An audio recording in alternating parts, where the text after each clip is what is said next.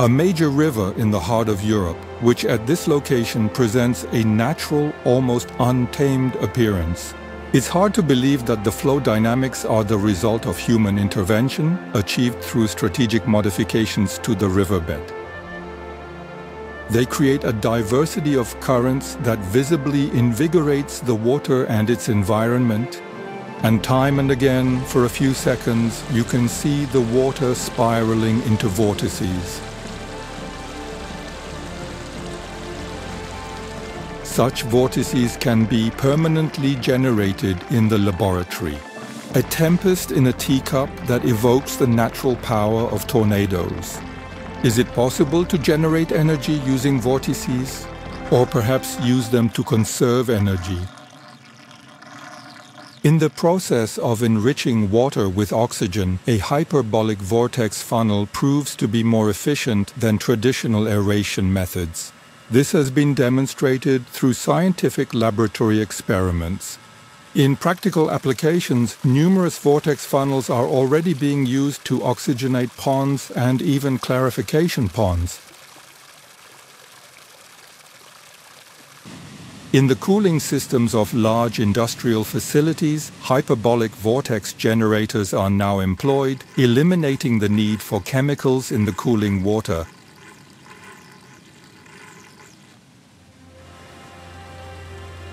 Fascinating vortex phenomena also develop in egg-shaped containers. These containers have been used for many years in the production of medical preparations. All these incredible visuals would not have been possible without them. Victor Schauberger and his son Walter Schauberger, through their inventions and patents, also laid the foundation for this film. Some members of the Schauberger family lived and conducted research at the PKS Villa near Bad Ischl in Upper Austria. Victor Schauberger, shown here in a photo from his younger years, passed away in 1958. His son, Walter Schauberger, lived until 1994. Their visionary ideas and concepts, along with their warnings, are more relevant today than ever.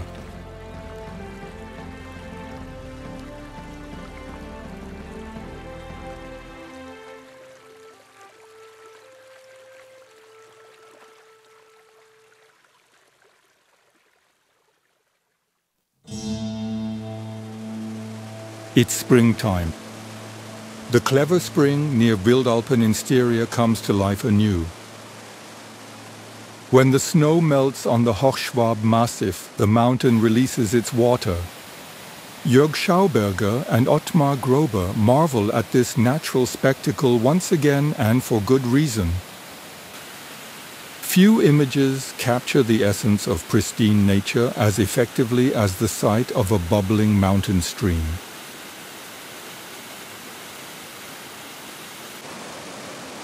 As the water swirls around each stone, it pulls air into itself. The water breathes. Jörg's grandfather, Victor Schauberger, also envisioned such a revitalization of water in our rivers. From his book, which contains numerous original texts by Victor Schauberger, Jörg quotes his grandfather on the desired revitalization of water. Today's watercourse management does not take into consideration the crucial aspect of the water's inner revitalization. Keine Rücksicht. The book features numerous essays by Victor Schauberger on river management. One of his conclusions was that you don't manage a river or stream from the banks. Instead, you implement structures within the river itself. Einbauten im Fluss selbst vor.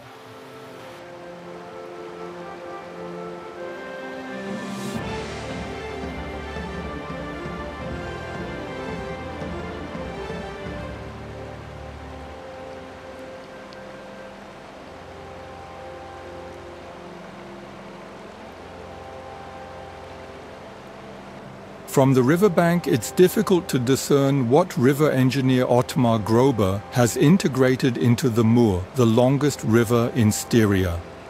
In 2005, he placed massive boulders to form a roughly 50-meter-long funnel in the riverbed.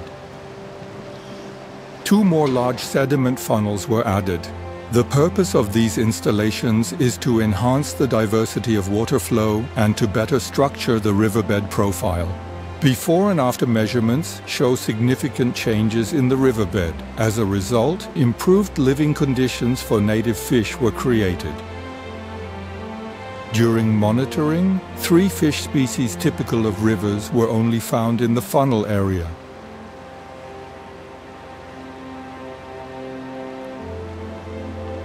A positive aspect is that the banks in this section are lined with densely packed trees. These trees provide the river shading that Victor Schauberger advocated for, which helps cool the water.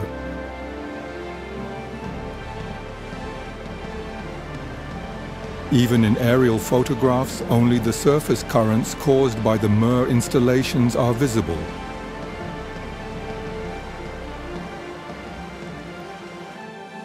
From space, however, satellite cameras can clearly identify the integrated funnel in the riverbed of the Moor.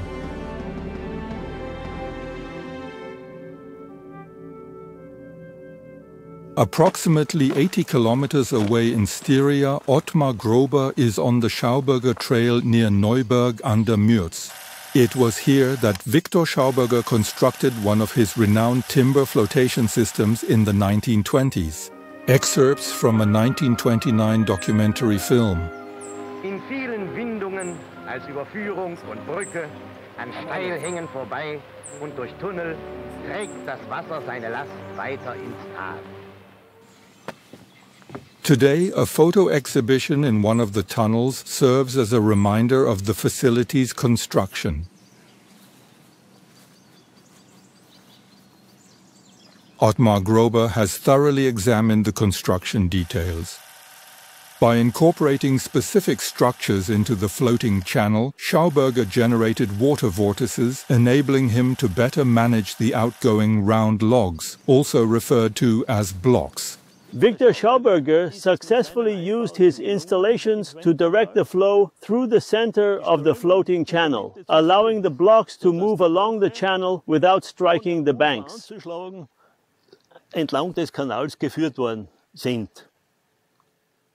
And that's precisely what I was seeking in my river engineering endeavors, to channel the water through the center without it striking the banks, thereby preventing significant damage and potentially eliminating the need for the bank protections we use today. And for that, I am very grateful to Victor Schauberger.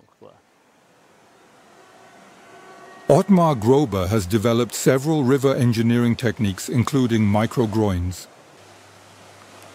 Similar to Kapfenberg, these elements initially create diverse flow patterns in the Mürz River and revitalize the water in line with Victor Schauberger's principles.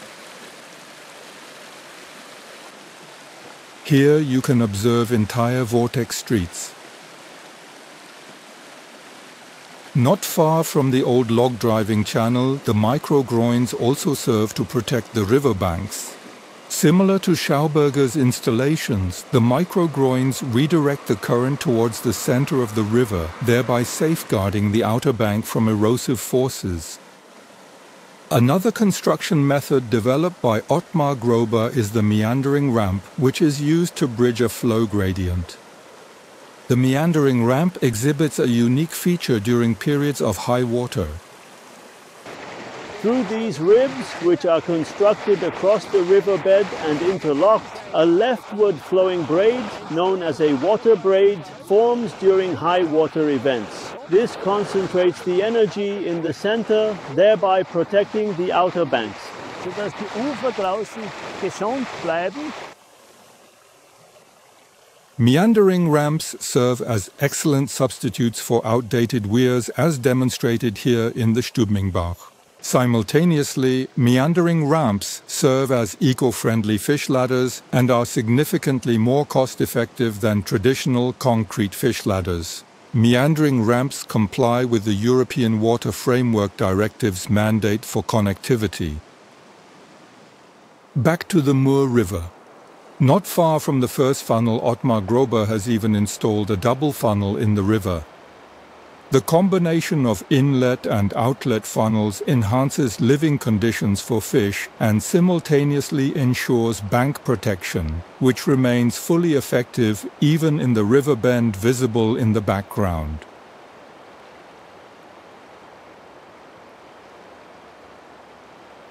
Occasionally, driftwood gets caught in one of the funnels, and this driftwood is clearly visible even from space.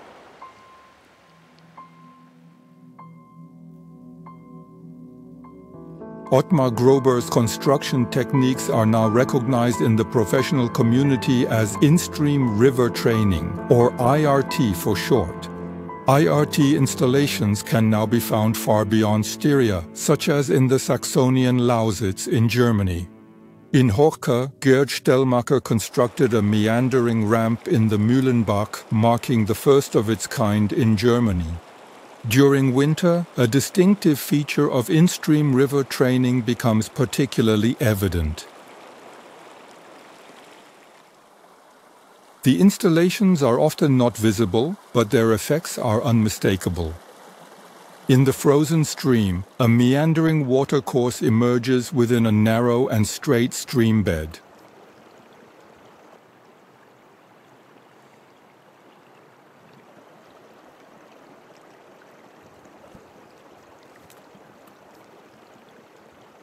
The IRT aerial tour continues to Lower Saxony. From the Lüneburger Heide, the Este and Sever rivers flow towards the Elbe, often within a canal-like riverbed.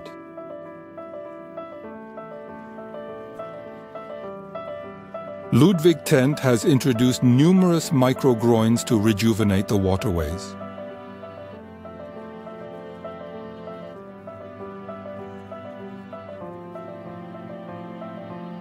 They are composed of locally typical gravel and stones. On the constructed groins, for example, sea trout have found a spawning ground.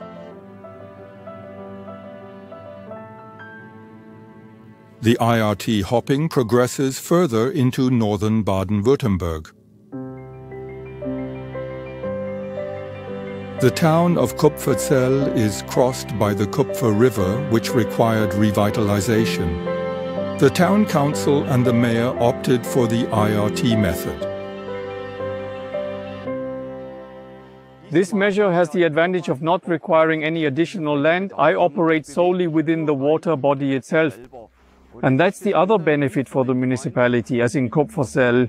We don't need to purchase land on either side of the water or acquire property specifically for nearby construction areas. Instead, with this measure, I can focus directly on the water body. This IRT initiative was overseen by civil engineer Erik Linsin. A walking excavator advanced meter by meter along the riverbed, a symbolic image. The excavator removes stones from the bank reinforcement. These boulders are no longer used for bank protection as stone arrangements. In in-stream river training, the stones are integrated not into the riverbank, but into the riverbed. It is crucial that the structures remain submerged even during low water levels. Following the completion of the initial construction phase in 2018, approximately 80 water specialists from Baden-Württemberg visited the revitalized Kupfer River. They examined the many installed vortex funnels and microgroins along a stretch of about 1 kilometer.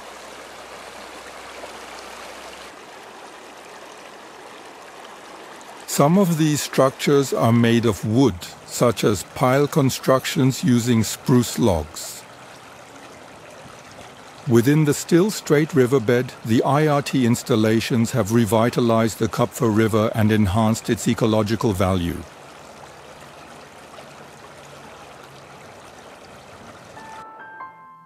Next stop on the IRT hopping tour, Lörrach in the southern Black Forest. In 2007, Erik Linsin carried out the first significant IRT initiative in Germany. In the urban area of Lörrach, he replaced old sole thresholds in the Weser River with funnels and bolts. These installations were part of a project by the German Federal Environmental Foundation. From Lörrach, it's a short distance to Switzerland, where many IRT applications are now in use. South of Bern, 3 IRT projects were successfully completed.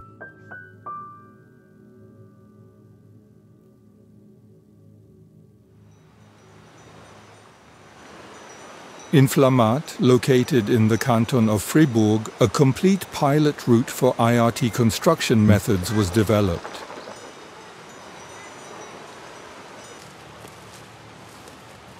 Hydraulic engineer Niels Werdenberg installed approximately 40 microgroins for bank protection and channel structuring in the lower Taverna.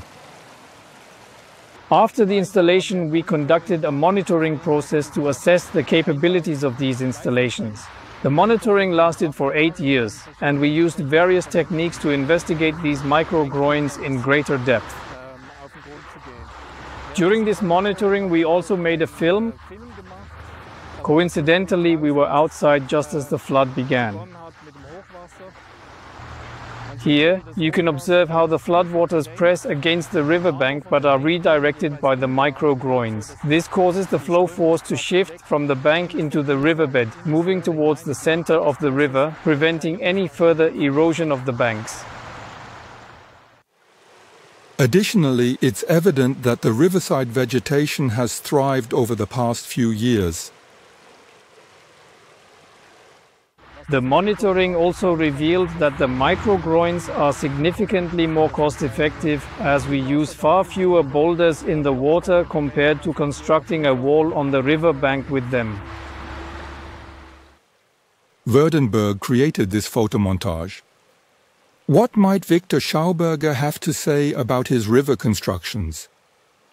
Just 10 kilometers away lies the Schörlebach. Here, on the initiative of the Watercourse Engineering Interest Group and commissioned by the municipality of Kölnitz, the first meandering ramp in Switzerland was built, so far the steepest meandering ramp, and that in extremely confined space. Ottmar Grober and the hydraulic engineer Matthias Mender were involved in the construction. He meets his colleague Niels Werdenberg by the Aare River near Bern. Here, following Mendes' proposal, 3 large microgroins were installed in the river. A practical challenge for Mende, as he had just completed his doctoral thesis on the topic of microgroins. This outer bank of the Aare needed renovation about 5 years ago due to its dilapidated state. To simultaneously achieve ecological enhancement, a system of 3 microgroins was constructed. They are about 30 to 35 meters long. They shift the current away from the outer bank toward the inner bank. This means the outer bank is relieved. At the same time, we achieve a significant increase in flow and structural diversity, and in this case, above all, a heightened dynamic at the inner bank, which is desired here.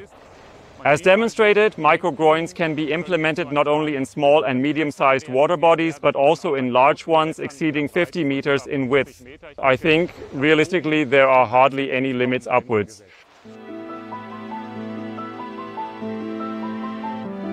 We're heading upwards again now to mark another spot in Switzerland on the IRT map.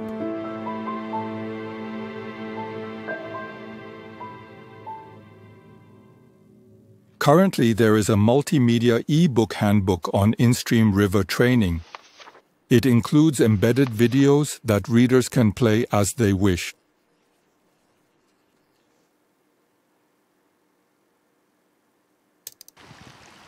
Of course, you can also watch the video in full screen mode.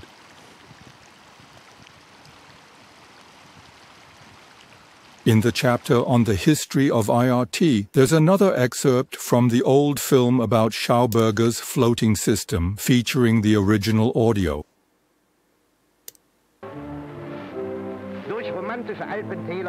Following the historical section, the book details all the construction methods of in-stream river training, including their unique variations such as cross and S-bar formations.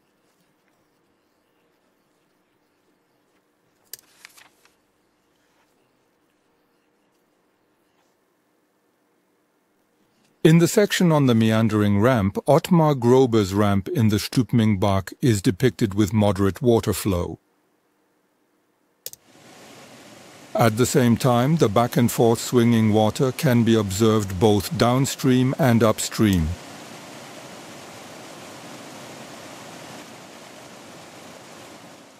At the end of the book, there are excerpts from doctoral theses. In these, Christine Sindelar and Matthias Mende introduced the term in-stream river training to the academic community. Mende wrote his dissertation on microgroins, Sindelar on the meandering ramp developed by Ottmar Grober. Christine Sindelar studied at the Technical University of Graz. In the hydraulic engineering lab there, a 1:10 scale model of a meandering ramp was constructed in the flow channel. After numerous experiments, such as the simulation of flood waves, Sindelar calculated design guidelines for a meandering ramp.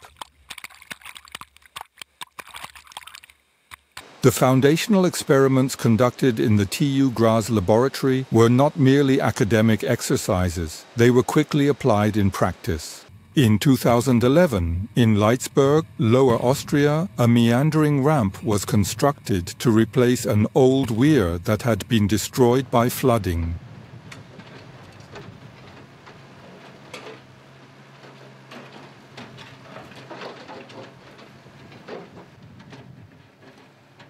The installation adhered to Christine Sindelar's ramp design, pictured here during a site inspection.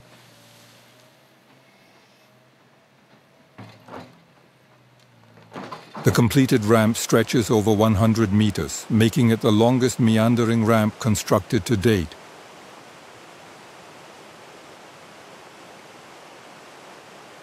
A fish survey confirmed that the Leitzburg ramp is completely navigable for local fish species. The ramp also maintains a dynamic flow in a low water channel during periods of low water, which is crucial for fish amidst climate change.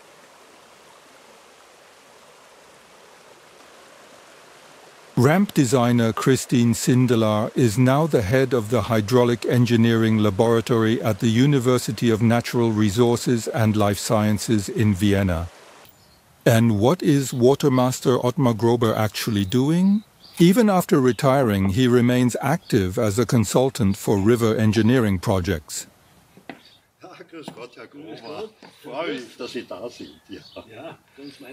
Not far away from the meandering ramp, he pays a visit to Prinz Gundakar von und zu Lichtenstein in Neulenkbach in Lower Austria. The landowner has allocated 12 hectares of his property for the restoration of a floodplain forest area. This floodplain forest is situated along the Labembach, which transforms into the large Tulen a few kilometers downstream, eventually merging with the Danube. So it's about forest and water. The water quality needs enhancement, which in turn improves the floodplain forest and the groundwater situation, allowing us to observe improvements throughout the entire floodplain forest area. And I wanted to prove that by implementing this project. Lichtenstein's mother personally knew Walter, the son of Victor Schauberger. I have been engaged with Schauberger for as long as I can remember. That's why he called his project the Victor Schauberger Park. It was essentially Schauberger's theory and insights that I wanted to bring to light, and thus they needed to be realized in practice. These theories and insights from Schauberger appeared so compelling to me that I thought it would be a pity if they didn't receive broader recognition. Lichtenstein points to a prime example that has been realized here in the riparian forest. A significant aspect of Schauberger's theory and insights is that a body of water needs to be shaded, as the temperature factor is critical even during the summer.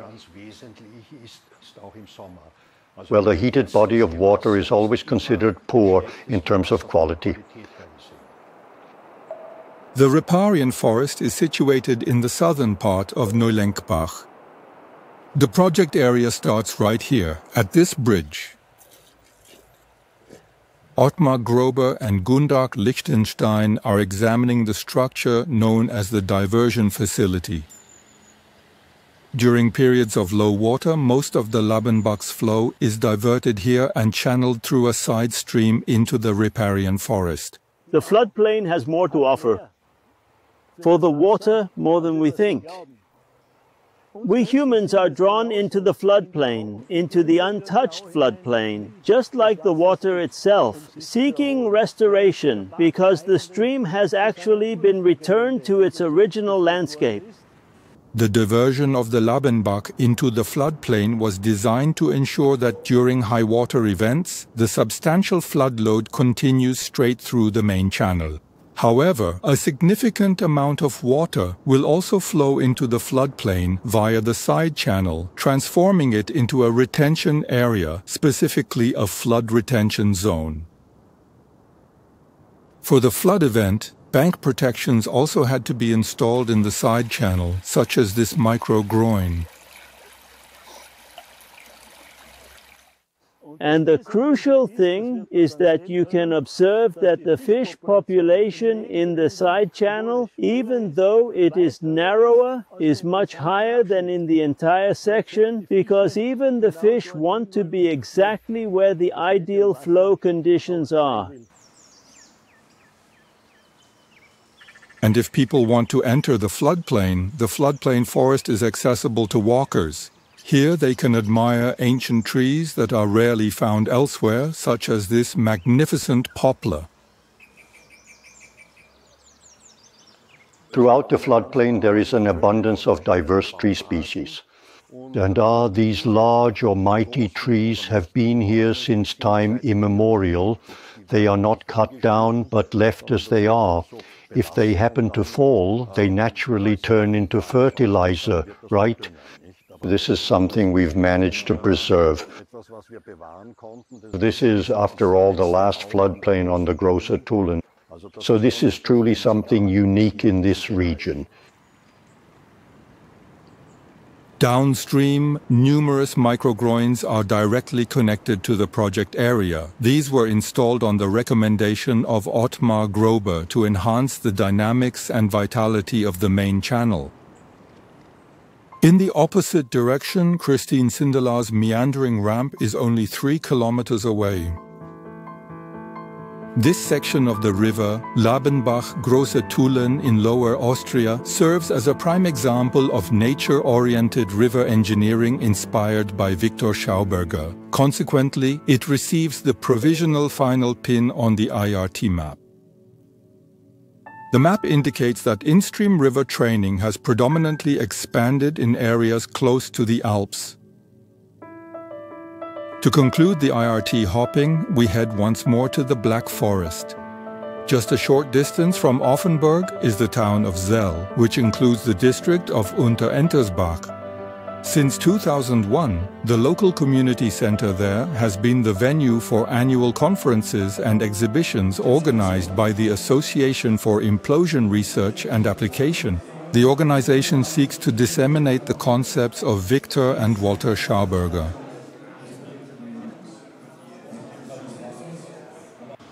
During the redesign of the village stream, the association strongly lobbied the local mayor to implement in-stream river training techniques for revitalizing the stream.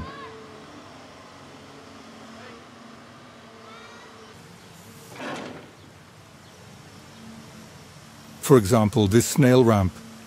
The association's chairman, Klaus Rauber, successfully recruited Erich Linsin, a seasoned IRT expert for the project. Even in a small stream, the excavator operator doesn't merely drop the stones into the water. Instead, they are carefully embedded into the stream bed. Whether large or small, the installations generate a diverse array of vortices and currents. This acts as a catalyst for the natural self-development of the water body, embodying a core principle of in-stream river training. Not far away, Klaus Rauber gathers with children from his family and friends for an activity known as a throwing platform event. The children place smaller stones in the water in such a way that groins or ramps are formed. While playfully building groins, the children can immediately observe how the water responds to their actions.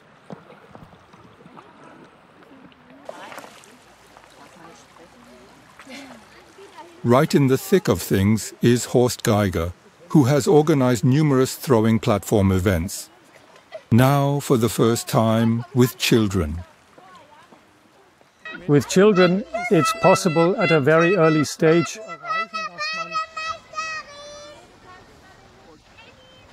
Children should be introduced as early as possible to waters and the river and to building in the river. Throwing platforms are an effective method for them to quickly grasp, through first-hand observation, how strategically placing a few stones can influence the flow of the current. The event concludes later in the afternoon. Of course, the throwing platforms won't withstand the water for long, but perhaps they'll be repaired or even rebuilt by children.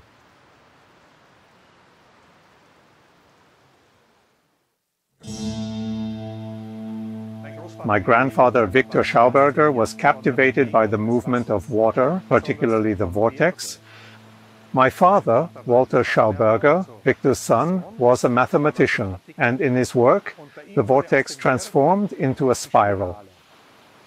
It equally symbolizes this movement from the outside inward, the concentrating, coiling system of nature.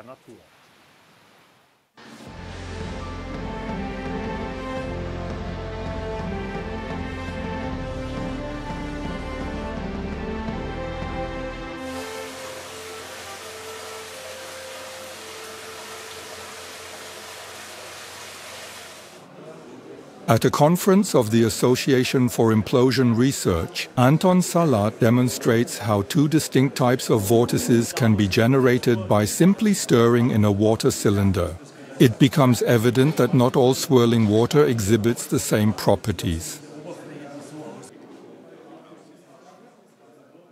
When you stir at the edge, a rigid vortex forms. This vortex is centrifugal, meaning the water particles move faster on the outside than on the inside, similar to the motion of a wheel. An egg resting at the bottom of the vessel is hurled against the glass wall. Stirring in the center, however, generates a potential vortex. This vortex rotates faster on the inside than on the outside, making it centripetal rather than centrifugal. In this vortex, the egg is astonishingly lifted upward against gravity. Even when you stop stirring, it initially stays in place.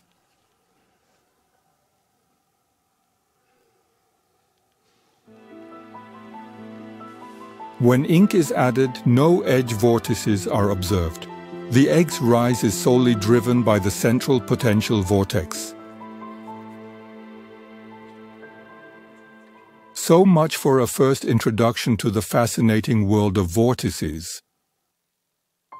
In the PKS Villa near Bad Ischl, a large model of a hyperbolic funnel is suspended from the ceiling in one of the halls. The funnel is an inverted hyperbolic cone formed geometrically by rotating a hyperbola around its vertical axis.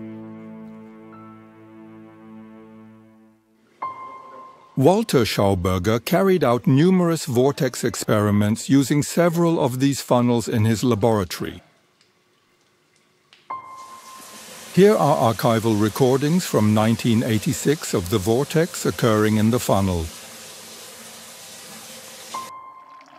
In the lower section of the funnel, an air braid forms into a double helix. Numerous gas bubbles swirl around the pulsating braid in helical paths. Also clearly visible, the vortex draws in air. The vortex within the hyperbolic funnel exhibits both centrifugal and centripetal properties. The funnel that Walter Schauberger last worked with has become a popular photo subject during open house days at the PKS Villa. Visitors take photos into a mirror, allowing them to view the swirling vortex from above.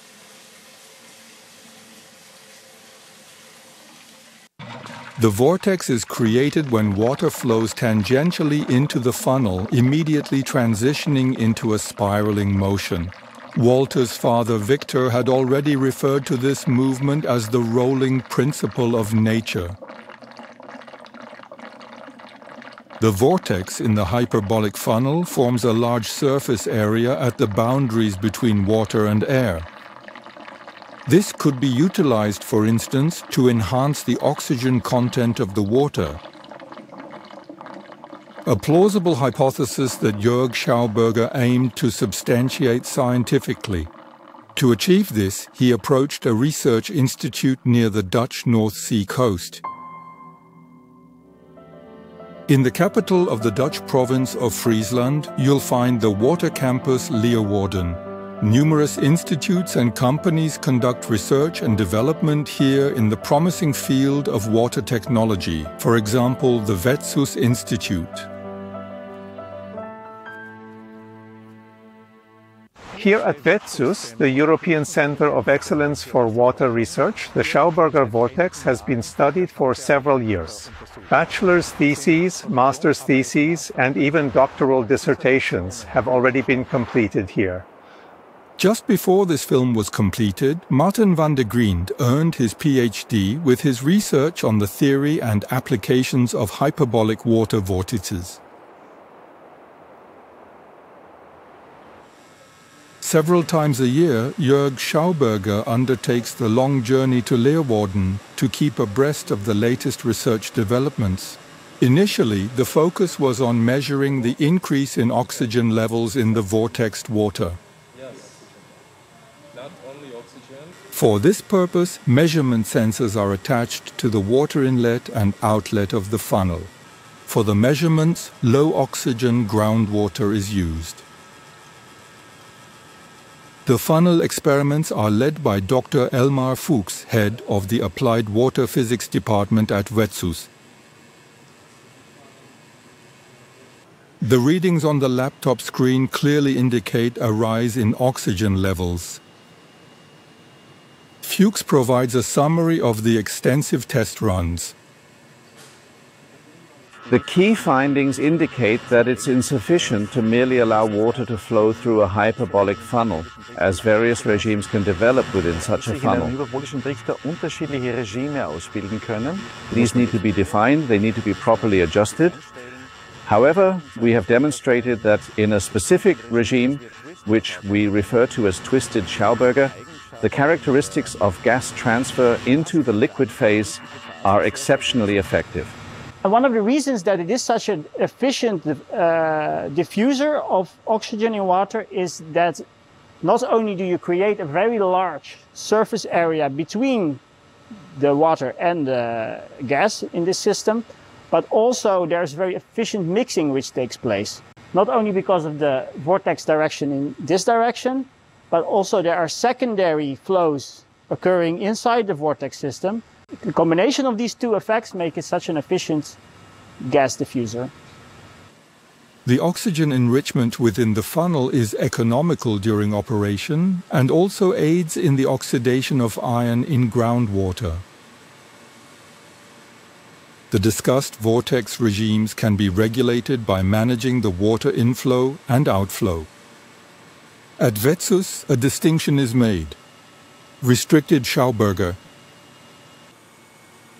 straight Schauberger, and twisted Schauberger.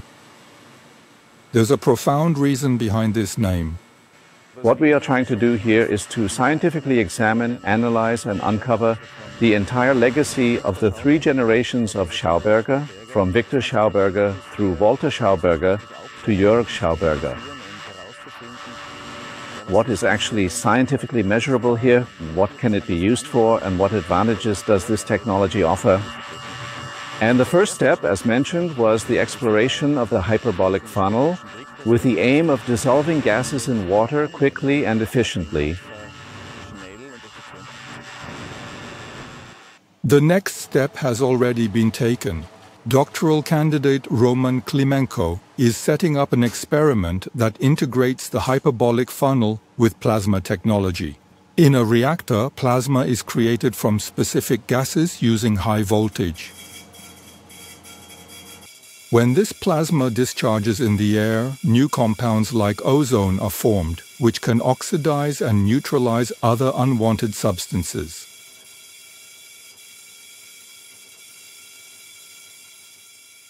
And then water vortex dissolves them in the water bulk, and they reach molecules, in our case pharmaceuticals and other harmful micropollutants, and oxidize them. Basically, if you imagine the paper, you just cut this paper with the scissors. That's what the oxidants do to our molecules of priority materials we want to get rid of. Klimenko's scientific thesis suggests that the likelihood ozone will oxidize substances such as pharmaceutical residues and other micropollutants in water is significantly enhanced by the swirling action within the Schauberger funnel. In practice, numerous hyperbolic copper funnels crafted by Klaus Rauber are already in daily use, such as in pond systems, to help reduce algae growth. Engineer Josef Auernig has performed measurements on several copper funnels. He presents his findings at a conference of the Implosion Association. Unlike the Vetsus Institute, Auernig did not examine the funnels in the laboratory. His measurements of oxygen enrichment in the funnel, however, show values similar to those recorded by Vetsus. In the far north of Germany, between Husum and Schleswig, there is a fascinating combination of a constructed wetland and a hyperbolic funnel. We have arrived at the Backenholzer Hof, a farm with 1,000 cattle that are allowed to graze daily.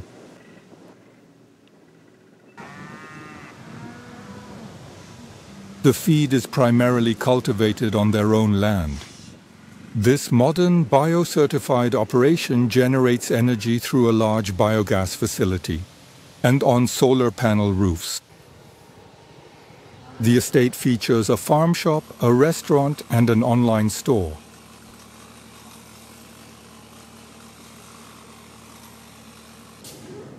The cheese offered here comes from the own creamery. At Backenholz, they produce 15 different varieties, amounting to a total of 500 tons of cheese annually. Nearly 100 people are employed at the Backenholzer Hof. However, the volume of wastewater is equivalent to that produced by a community of 800 people. A portion of the wastewater is recycled in a pilot facility. The grease-laden water from the restaurant kitchen passes through a grease trap. The toilet water enters a decomposition chamber where the waste settles and is transformed into humus. The two pre-treated wastewater streams then flow separately through two hyperbolic funnels. The wastewater circulates multiple times through the funnels. While searching for a natural wastewater treatment system, my brother and I came across the hyperbolic funnel, and this funnel, as I understand it, supplies the water with oxygen. The water becomes more reactive, and I can say from experience that the quality of our wastewater has become very, very good as a result. The funnel water is then directed into a treatment bed where specific plants grow to further enhance the water quality. What gathers beneath the constructed wetland initially appears to be clear water. The water is now capable of being discharged, essentially. Some of it flows into the pre-flow system, and depending on our needs, we extract a portion of this water to irrigate plants or flush our toilets.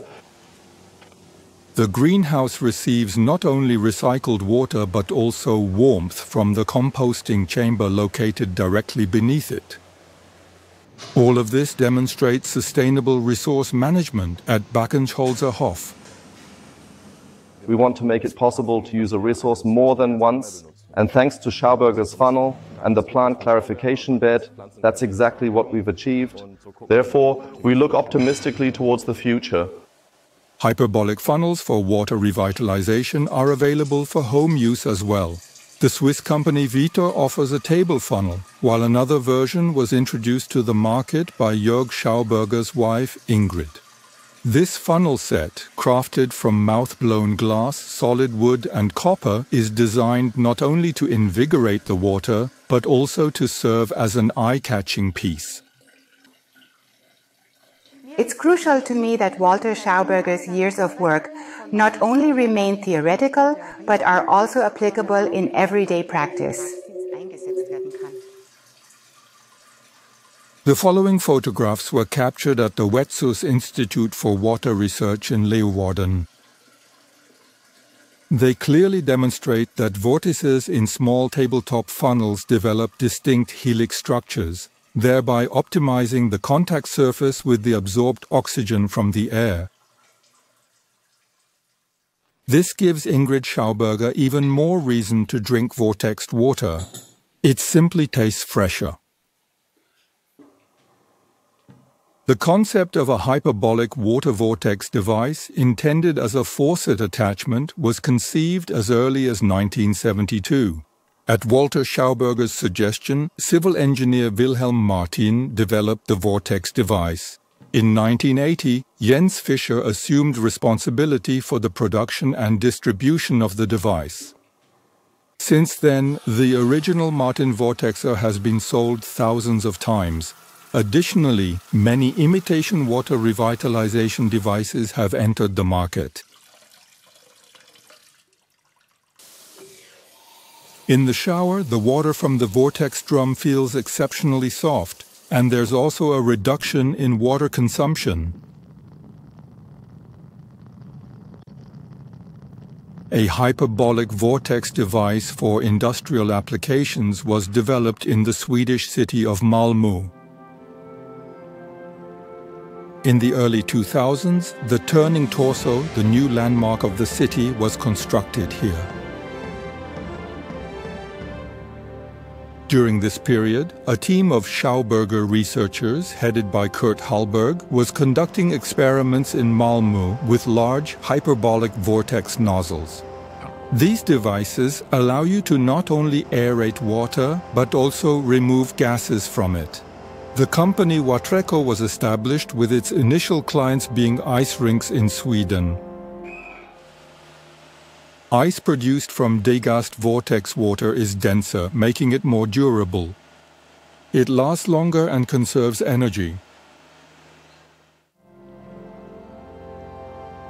The patent holder was Treco in Malmö, and the distribution company H2O Vortex in Luxembourg currently supplies not only ice skating arenas but also industrial facilities, particularly in the Netherlands, such as in the city of Zevenaar near the German border. The Swedish CEO of H2O Vortex, Håkan Grönlund, along with his Dutch business partner Mark Boren, who is the head of the company Patema, are inspecting a cooling tower. It is located on the premises of a large meat and sausage producer. In the cooling tower, the water that has heated up during the plant's air conditioning process is cooled down again. Warm water systems are highly prone to scaling, corrosion, biofilm formation, and bacterial infestation. In traditional cooling systems, these issues are addressed using chemicals. A portion of the cooling water evaporates, but the chemicals stay in the remaining water, eventually posing an environmental issue. Right next to the Climate Technology Hall, the system outfitter Patema has placed a container that is directly linked to the cooling circuit through pipelines. Inside the container, the cooling water undergoes a physical treatment, which removes the necessity for chemicals.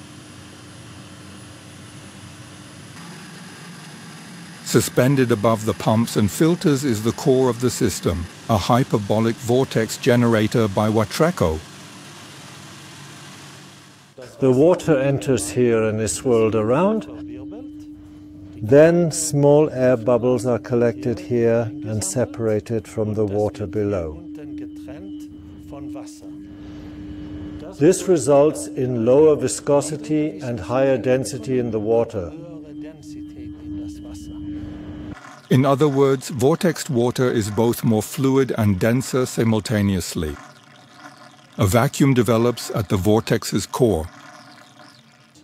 Through the vacuum process, we also crystallize the calcium.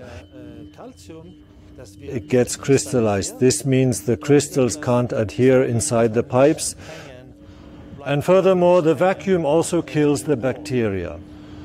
This vortex technology has already demonstrated its effectiveness in numerous companies across various countries. We have customers all over the world using this technology in America, Europe and Asia. And typically they are in the brewery industry or food and beverage industry, data centers, or even in the heavy industry like oil and gas, utilizing this IVG technology for chemical-free cooling water treatment. Here's another example from the Netherlands. In the port city of Bergen op Zoom, there is a facility belonging to a major potato product manufacturer. In the food industry in particular, production halls must be well air-conditioned. The climate control technology required for this is cooled using water. This process demands the equivalent of 16 swimming pools of water each day. On the factory hall's roof, there are 2 cooling towers. The water in the cooling system is treated with 2 vortex generators, eliminating the need for chemicals. Now we proceed to a completely different field, approximately 100 kilometers away in Eindhoven. The wastewater treatment plant there, similar to many others, is increasingly encountering a problem. During heavy rainfall, the treatment basins overflow, allowing untreated wastewater to spill into the Dommel River. This poses a risk of the river becoming ecologically unstable. For such an emergency, Patema and H2O Vortex provided a solution. These aerators from Watreco are connected via hoses to a pumping and control station.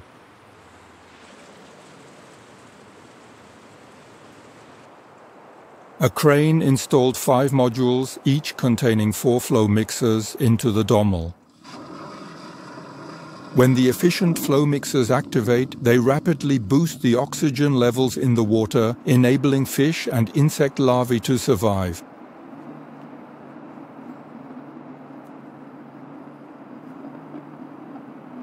Much more affordable than a large rainwater reservoir that could refresh the oxygen-depleted river in an emergency.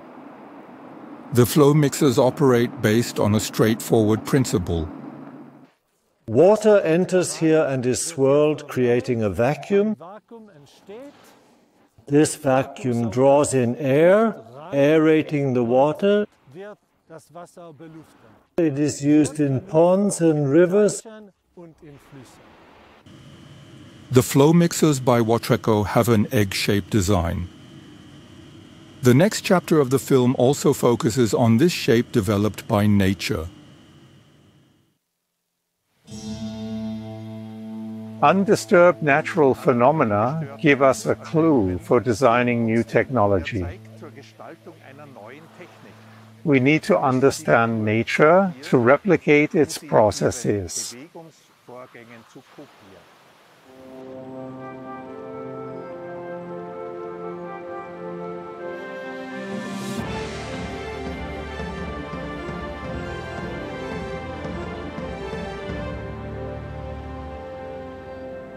For Victor and Walter Schauberger, the egg represented the ideal vessel shape for natural processes. Life processes not only begin in the egg, but are also sustained there.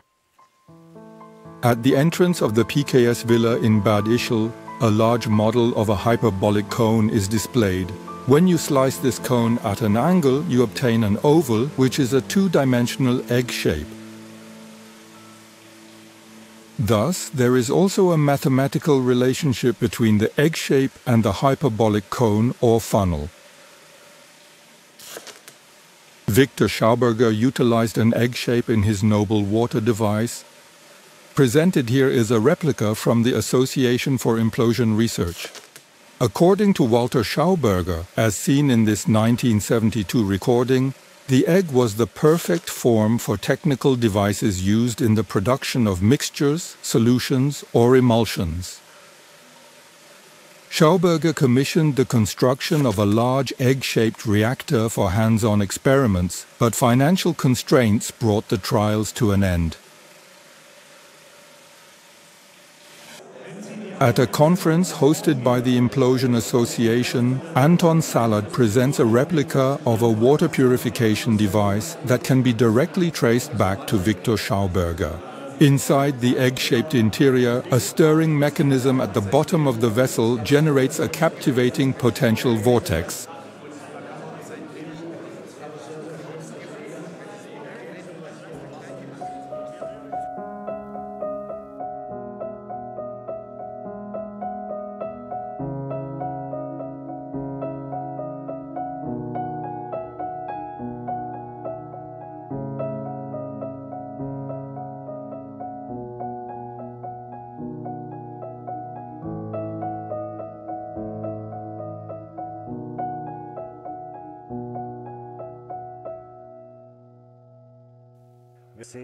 We observe a distinct difference between the potential vortex and what outflow vortices represent, as the outflow vortex still contains centrifugal elements, whereas the potential vortex is distinguished by new properties. The potential vortex exhibits characteristics such as structure formation, the creation of individual veil layers, pulsation, and swelling effects. This technique is utilized by the pharmaceutical company Vala to blend two different mistletoe juices.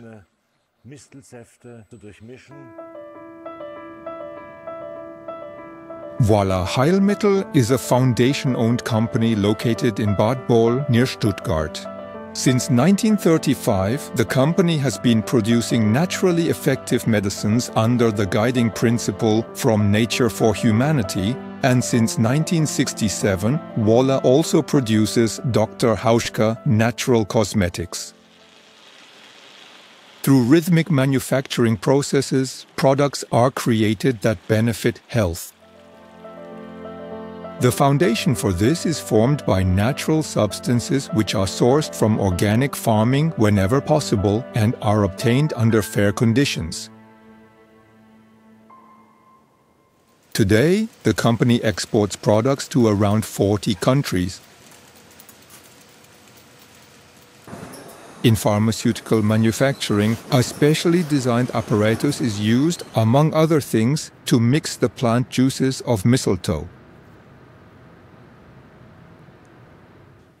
In 1976, the predecessor model of this apparatus was transferred to Vala. The Vala archivist knows the entire history. In the 1920s, Rudolf Steiner provided inspiration for the development of anthroposophically extended medicine and pharmacy, suggesting the production of medicines from mistletoe using a special mixing process. An extract from winter mistletoe was to be combined with an extract from summer mistletoe. It was noted that the extracts should circulate within the drop. A rudimentary sketch of this can be seen in Steiner's blackboard drawing. The anthroposophical physician Karl Köller was familiar with Rudolf Steiner's ideas. In the 1960s, he felt compelled to implement these through a mixing process different from those known up to that point. An earlier meeting with Victor Schauberger and his suggestion to move the liquid rather than the container led to the construction of Köller's mixing apparatus. It bears a strong resemblance to the noble water devices developed by the Association for Implosion Research, which also trace back to Victor Schauberger. Inside the egg-shaped interior, a vortex rotates and the resulting image is reminiscent of Steiner's blackboard drawing. A visualization of what Steiner might have meant by circulating within the drop. In 2011, the original Kohler apparatus was reconstructed according to modern standards and has been used in production ever since. The apparatus consists of an egg-shaped vessel. The ice tip consists of a silver-plated copper bowl with a stirring mechanism at the bottom, above it a transparent dome topped with a gold-plated copper bowl. This apparatus is used for mixing mistletoe extracts. For this purpose, mistletoe plants are harvested by a wild collector for Wala. Both male and female plants are cut down to ensure a balanced mixing ratio in the formulation.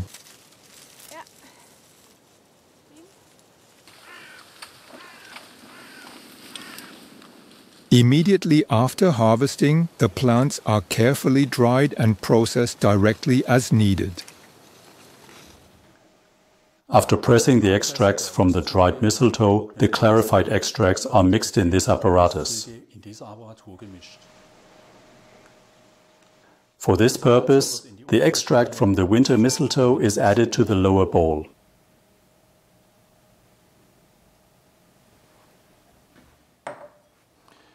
The hood is put on, and the upper bowl is fixed. Then the compressed air guide is set in rotation, creating a vortex in the extract. Now the extract from the summer mistletoe is poured into the upper bowl and begins to drip downward through the spout. The drops enter the vortex and merge with the extract from the winter mistletoe. Before delivery, additional processing steps are necessary. After a final filtration step, the mixture is diluted in precise proportions, then bottled and distributed.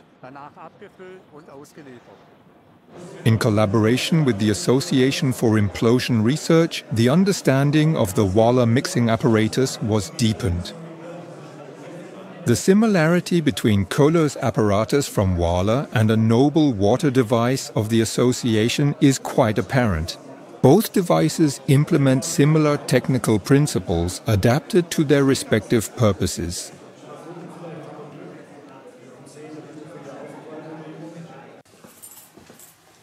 In the workshop of the Implosion Association, next to the replicas of Victor Schauberger's noble water device, stands a glass egg vortexer. Anton Salat is preparing an experiment. The glass egg also contains a stirring mechanism in the bottom of the vessel.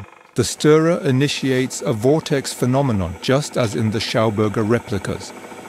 We observe movements and impulses here that cannot be explained by the stirring activity alone. Victor Schauberger calls such a movement mediate in contrast to the immediate directly triggered movement. He describes that constructive and life-giving natural forces are at work in such indirect movements. Only the ideal interplay of vessel shape, stirrer, speed and vortex creates such fascinating pulsations. Since vortices are ubiquitous in nature, this research helps us better understand and harness natural processes. Behind the association's workshop, Klaus Rauber has set up another fundamental experiment. In particular, this is about the behavior of carbonic acid in water. Many are familiar with the carbonation process, where carbon dioxide is forced into water under high pressure. If you leave this sparkling water in an open glass for a while, the carbon dioxide escapes very quickly. However, if you incorporate carbon dioxide using a vortex process, the situation could look quite different. For this purpose, we have chosen this hyperbolic copper funnel, which operates as a rotating body powered by a motor. These tubes are integrated into its wall, each ending with a nozzle. This rotor is suspended upside down in a vat partially filled with water. The mouth of the funnel is submerged underwater. When the funnel begins to rotate, water is drawn in and glides upward due to centrifugal force. The water rises along the inner surface of this funnel wall as a thin film, then collects inside this cylindrical region and is propelled outward through the pipes and nozzles. Then CO2 is injected into the mouth of the funnel from below. Since this gas is heavier than air but lighter than water, it fills the interior of the funnel from bottom to top, displacing the air through the nozzles. The advantage of this arrangement is the large surface area of the water film. This allows a large amount of CO2 to be dissolved in the water without pressure. The water is collected at the periphery of the vat and flows back through the water meter into the intake area. In this experimental setup, the water film remains in motion under a CO2 atmosphere for some time. It will now be interesting to see how long the CO2 can remain bound in the water, allowing it to be used, for example, as a liquid fertilizer in greenhouses. The plants could absorb the CO2 directly from the water. It wouldn't need to escape into the air. We hope to obtain answers to these questions through this experimental setup. For many years, there has been close collaboration between the Association for Implosion Research and the Swiss scientist Felix Hediger. He is both an artist and an engineer. Hediger has developed a pump that incorporates concepts from Victor Schauberger and Serbian-American inventor Nikola Tesla. Hediger therefore calls his pump the STH pump. In test runs, it has already achieved a pumping height of 20 meters. We are examining a pump in this test setup. It has a relatively unique design. I developed the concept years ago, inspired by Victor Schauberger's ideas to transport water in a way that is natural and gentle. The water flows in a spiral, snail-like pattern into the rotor and exits tangentially through the vanes. The water is not shattered by paddles, but instead transported through the use of friction.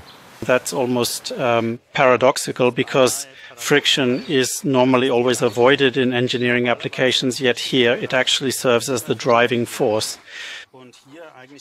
So it's quite similar to Victor Schauberger's approach to technical problems, where he maintained that one simply needs to think in the completely opposite direction, 180 degrees differently. Hediger designed the pump using CAD software and produced a snail-shaped or spiral-formed rotor with a three-dimensional printer.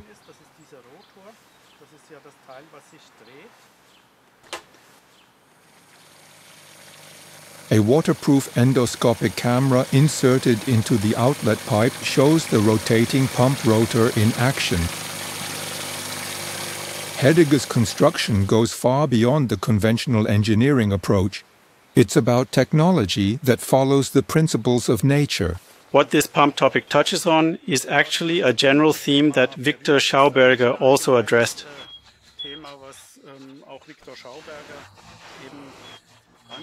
I would say it's a paradigm shift approaching society, namely putting living systems at the center. He called what he pursued biotechnology. Of course, today we understand something a bit different by biotechnology, but he definitely put living systems at the center. And that's exactly what's happening here. I'm trying to place principles or laws of life, drawing on Schauberger's ideas, at the very heart of this pump. That means this rotor is shaped according to the laws of life and also possesses a certain flexibility.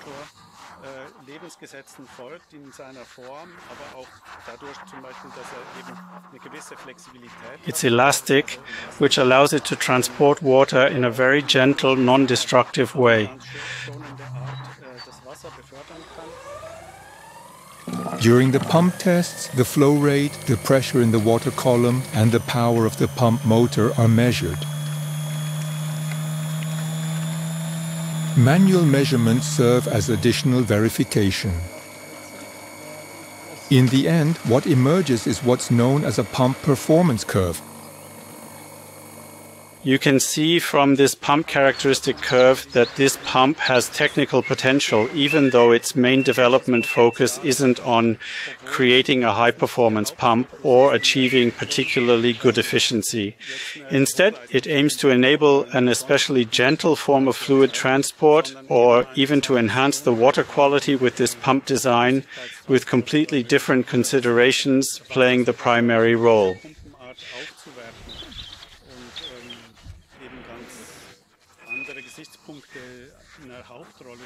Despite these considerations, you can see that it is technically capable. Competition stimulates business. An alternative to the STH pump, depending on the application, is the whirl pipe. Its wound riser pipes in the form of a spiral can not only transport water but also distribute it. A visit to aircraft design engineer Jan van Thor in the Netherlands. Jörg Schauberger has brought an original whirl pipe invented by his grandfather Victor Schauberger. Immersed like this and then rotated, and then it sprays out at the top. And with yours it is too. Exactly. I tried to recreate it just as Victor did in the original. Jan van Thor has produced several variants using 3D printers to optimize the whirl pipe through a process spanning many years. Van Thor had the efficiency of his whirl pipes scientifically tested at the water campus Leeuwarden, which is natural for him as a Dutchman. The energy savings achieved through the whirl pipe in water transfer applications is 60 to 70%. This was subsequently verified at the water campus in Leeuwarden. The whirl pipe variant shown here moves 4 cubic meters of water per hour at 15 revolutions per second. The drive motor requires only 45 watts for this. Van Thor envisions numerous applications, such as water aeration, but also the treatment of liquid manure and implementation in greenhouses and water treatment facilities. Victor Schauberger once said, "We compress water far too much, which is detrimental to the water. And with pressure, you need many more pressure-related devices. You need much more energy than if a medium flows into a suction." And that was also the principle behind his whirl pipe. He said it has to be drawn in by suction. As a result, you naturally need much less energy, and it's far more efficient to use such devices wherever strong water flow or water movement is needed, for example in fish farming. The potential energy savings would be enormous if water could be moved using whirl pipes and other Schauberger devices.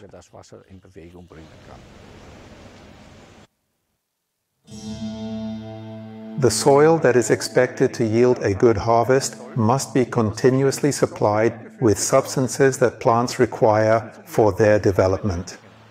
The mediator and carrier of these substances is groundwater, which in its internal cycle constantly brings fresh nutrient salts up from the Earth's interior. If the groundwater level drops, the natural supply of nutrients ceases. About the forest and the water. The forest is the cradle of water. If the forest dies, then the springs dry up, the fields become barren, and a restlessness must emerge on earth that we can all perceive more intensely than is beneficial for us. Victor Schauberger, from his essay The Dying Forest, 1936.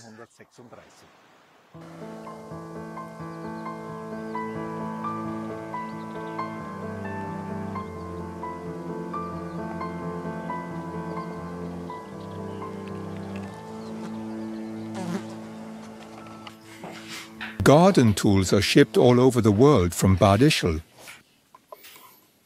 These are garden tools that are handcrafted and made from bronze, a copper alloy.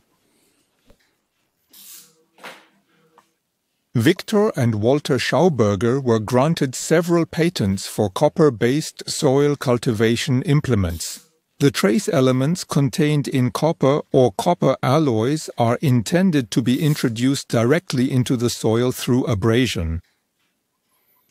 The company Kupferspuren, founded in 1995, sells its products through distribution partners and via the Internet. Our customers come from Europe, North America, and Eastern Europe, Japan, New Zealand, Australia, and sometimes we receive special, truly exceptional requests, for example from Spain. This particular inquiry came from southern Spain, from Andalusia. Located about an hour's drive from the port city of Malaga lies the picturesque town of Valle de Abdalaís. The place is certainly not a gateway to the Garden of Eden, as for years here, like in many parts of Spain, the water levels of the reservoirs have been steadily declining. In Valle de Abdalaís, the situation is compounded by the fact that the construction of a high-speed rail line destroyed a natural water reservoir, which has now significantly complicated the drinking water supply for the region. In this drought-prone region, olive cultivation represents a significant economic factor. Olive groves are everywhere, on steep slopes and barren soils. Typically, olive farmers cultivate the soil several times throughout the year. They typically don't use a plow, but rather a cultivator.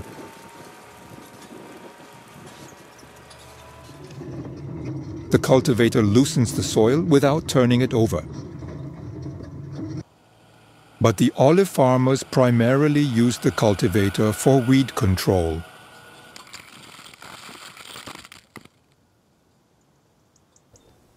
On this abandoned plot, the last time it was tilled was 2 years ago. Vegetation barely grows here, but many olive farmers still find this insufficient. With chemical herbicides, they eliminate all plants between the olive trees because conventional olive farmers view weeds as competition for their trees. However, entirely in the spirit of Victor Schauberger, one can also approach it in exactly the opposite way. In 2011, Joseph Leiner, who comes from Austria but grew up here in Andalusia, purchased this olive grove. Since then, he has switched to permaculture and completely forgoes the use of chemicals. Unlike conventional farming, for us these aren't weeds, but companion plants. They enter into a mutual symbiosis and thereby generate fertilizer and moisture. Here, for example, we have marguerites, and you can see all the biodiversity that's growing here.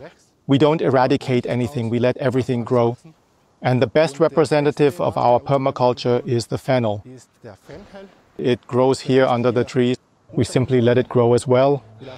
It blooms, the olive tree blooms. They provide each other with fertilizer and moisture, especially during the harsh summer when temperatures soar above 45 degrees Celsius, 113 Fahrenheit. They continue to bloom here. And that's how they survive the summer without any irrigation. There is also a very aromatic oil and a very aromatic fennel. Even for permaculture, there's no rule without exception. Of course, there are also weeds with negative properties. Here we have the wild pistachio. This is the opposite of symbiosis. It competes with the tree. You can see it grows very vigorously here, and it draws the sap away from the tree. It hardly produces any blossoms and barely grows. We remove these manually over time. Leiner's olive grove covers 12 hectares. Occasionally, he fertilizes the soil with stable manure. For example, from these goats belonging to a neighboring farm.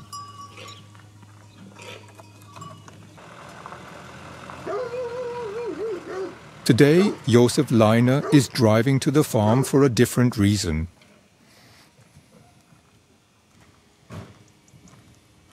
Once a year, he borrows a cultivator from the farmer However, before it's put to use, a conversion is performed.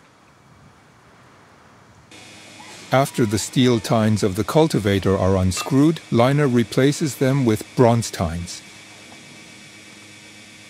The blanks for these tines came from the copper equipment shop in Bad Ischl.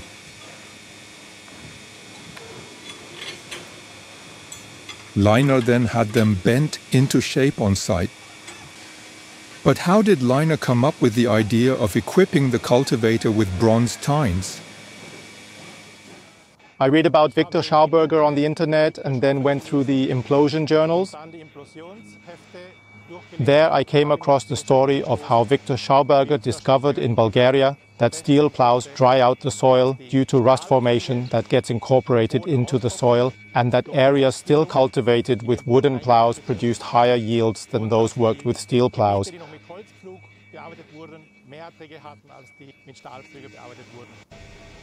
Afterwards, he then discovered that with copper, you can improve the soil even more and achieve even higher yields. In this case, we have bronze, which is an alloy of copper and tin. It's completely free of oxidation. Victor's knowledge of Bulgaria and the results of his own field experiments with copper devices date from the first half of the last century. The plow was then called the golden plow because crop yields increased. And we've adapted that to the cultivator design and now implement it with the bronze cultivator. Leiner's cultivator has 11 bronze tines. Compared to steel tines, they penetrate the soil much more easily and break down the earth more finely. This smooth operation results in the tractor consuming significantly less fuel. The abrasion from the bronze tines doesn't bring decomposing rust residues into the soil, but rather enriching trace elements. Since switching to permaculture, Leiner only tills his olive grove once a year to make it possible to lay out nets during the harvest season.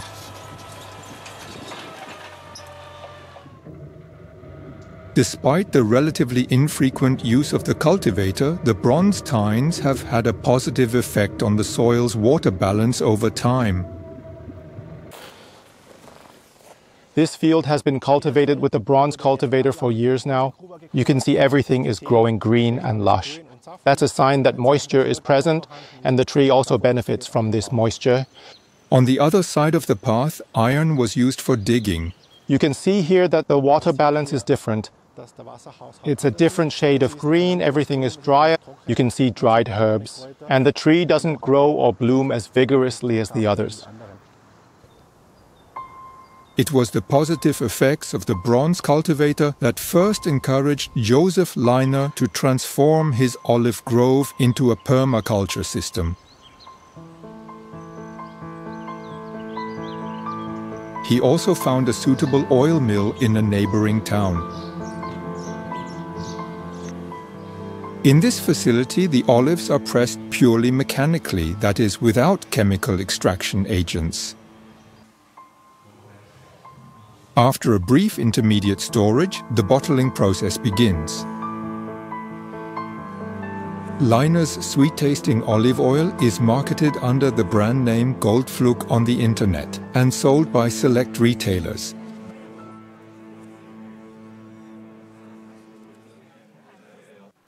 From Spain back to Austria, from agriculture to forestry. Already 100 years ago, Victor Schauberger warned of forest decline, caused, for example, by monoculture forestry practices. Matthias Pointinger is a fifth-generation trained forester. He knows all too well that spruce monocultures are still being planted today. This one in Styria is about 40 years old. Upon entering, even a layperson will notice the sparsely vegetated forest floor. Behind me, this is what I consider a typical monoculture that was essentially established after Victor Schauberger's death. You can see that nothing has been learned from this. Once again, human profit simply takes priority. Yes, people are willing to accept all the consequences.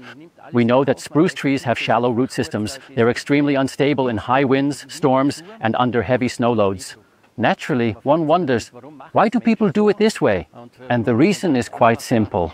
It's still being taught that the spruce monoculture is the bread tree of forestry, the forester's main source of income. When entering a mixed cultivation, as opposed to a monoculture, you essentially have a green carpet rolled out before you. Yes, here we are now in a mixed forest, and just as Victor Schauberger describes, a mixed forest simply consists of different light-demanding tree species and shade-tolerant tree species. Here we have a light-demanding tree species. This is the European beech. This is the silver fir. It's clearly a typical shade indicator. And you can see from the forest structure that the woodland is already built in multiple layers.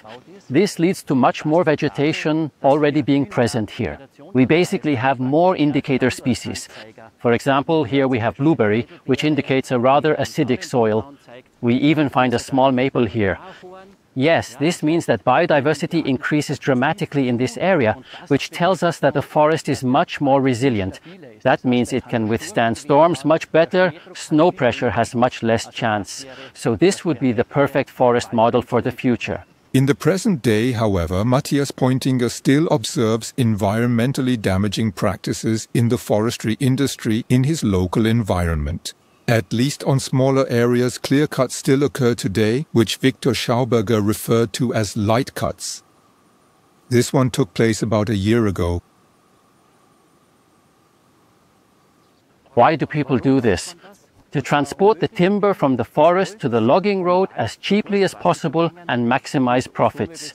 Here it's clearly all about money again. And once again, it's being prioritized over truly nature-appropriate management. And that needs to change.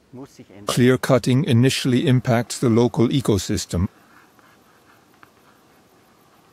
So Victor Schauberger viewed this very critically. And the reason is quite simple, because the forest floor is left completely unprotected. That means it is very sensitive to erosion. That means when heavy rain comes, the humus and soil are washed away and the site is destroyed. And the intense sunlight heats up the forest floor. According to Victor Schauberger, this increase in forest floor temperature has profound implications for the water cycle. He speaks of two water cycles, the complete cycle and the half cycle. When the forest landscape is still intact, the forest floor remains relatively cool. When warmer rainwater meets the cooler ground, it easily penetrates the soil, replenishes the groundwater, and eventually returns to the Earth's surface. It evaporates, forms clouds, and precipitates again. Schauberger refers to this as the complete water cycle.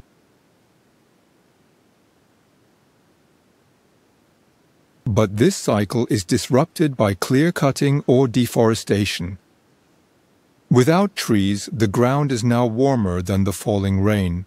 The rainwater barely penetrates the soil anymore, running superficially into streams and rivers, causing floods. The groundwater level, on the other hand, drops.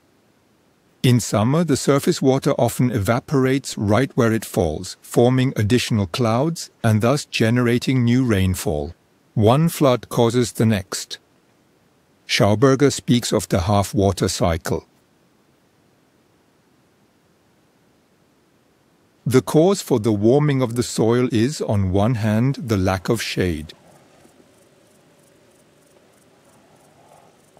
But a good forester also knows a second, much more important reason. In here I feel very, very good. That's why I'm still here. In fact, there's a very cool breeze blowing in here. It's hard to believe. It works. The air here is definitely cool. And how does the tree accomplish this? How does it work in the forest? In the forest, the tree transports large amounts of water up to its canopy.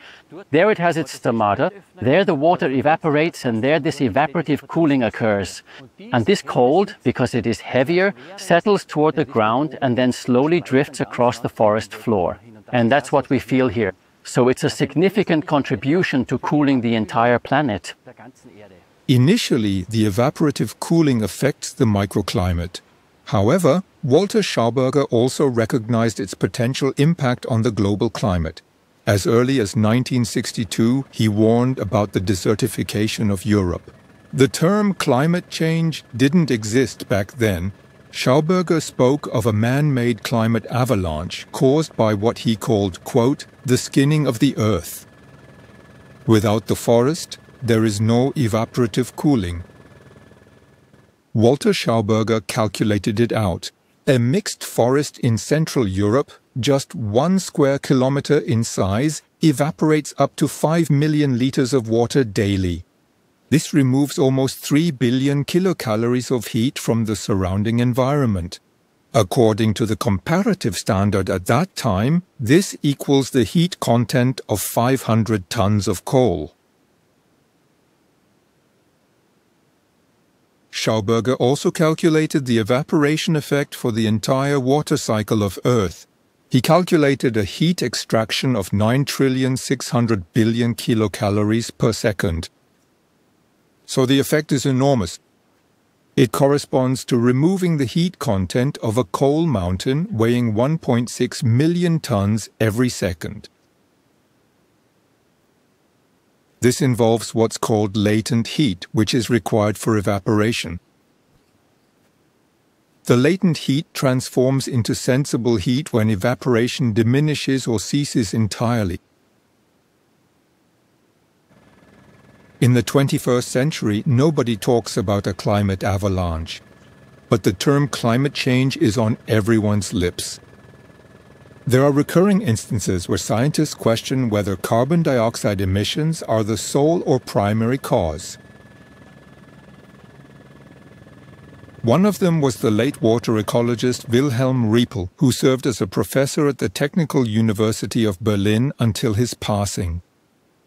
In 2013, he distilled Walter Schauberger's theories on evaporative cooling into their essential principles. Quote, the cause of human-induced climate change is rather the irreversible large-scale destruction of landscapes capable of evaporation, equipped with fertile soil and vegetation.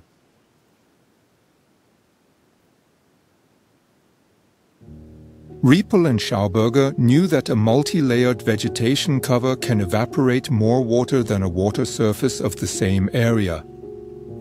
Walter Schauberger described trees as pulsating columns of water, and forests as green oceans. Forests transport rain across continents by recharging depleted clouds with water. The clouds are, so to speak, saturated. Scientists today speak of flying rivers. According to Victor Schauberger, when trees and vegetation disappear, the complete water cycle degrades into what he termed a half-water cycle. According to his son Walter Schauberger, an accompanying effect from solar radiation compounds the decline in evaporative cooling, for example, as seen here at the 20th parallel. Where vegetation is absent, energy equivalent to approximately 1,000 tons of coal per square kilometer is wasted daily and contributes as fuel to the climate avalanche.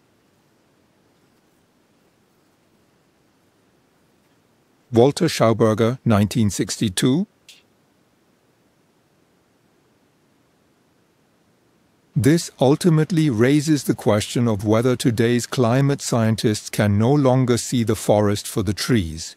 An interesting line of thought from my father, Walter Schauberger, notably from the early 1960s. An approach that could have a stimulating effect on today's climate research. Basically, Walter, just like his father Victor Schauberger, is concerned with having an intact environment and healthy forests, and thus preserving clean water. Jörg Schauberger on his way to the archive. His forefathers left behind countless pages of written paper. Only a small portion of it has been published so far. Even fewer from Walter than from Victor. In our archive, we have virtually all the documents from Walter Schauberger and Victor Schauberger. Both wrote a great many letters and a great many essays.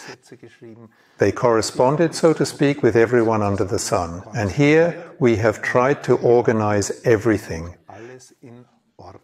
That is, we've worked to establish a chronological sequence of letters from Victor and Walter Schauberger. In the archive at the PKS Villa, there are also over 500 sketches created by Victor Schauberger. Grandson Jörg is selecting material for a planned book publication. There are countless sketches by Victor Schauberger. During periods when he had limited materials for building models and prototypes, he expressed his ideas through drawings. Here, for example, is the so-called trout boat. The concept is that water enters at the front and exits more rapidly at the rear, propelling the boat forward. One of the many sketches from Victor Schauberger's sketchbook. This drawing, we don't really know what it's supposed to represent, but what's interesting is that it's an envelope. So Victor Schauberger used anything that had space for a sketch, even a calendar, for example. And there he sketches fantastic devices on both the front and back sides.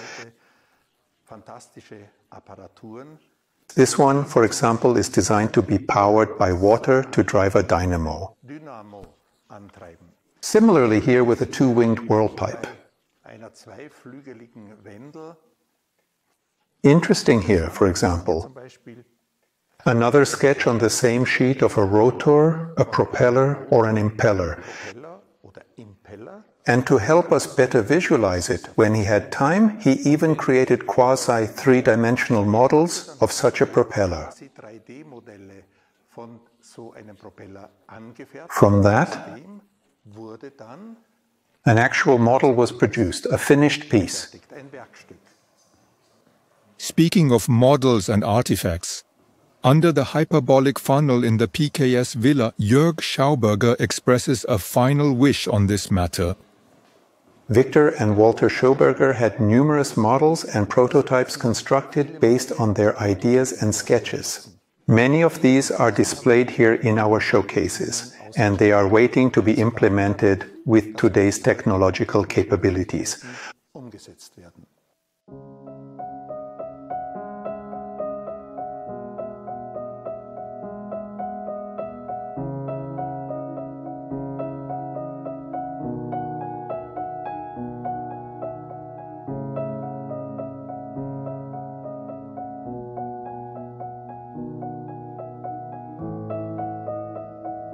I am constantly amazed at how far my forefathers Victor and Walter Schauberger looked into the future. Equally fascinating are their insights into the power of water and vortices. In this spirit, may the vortex be with you.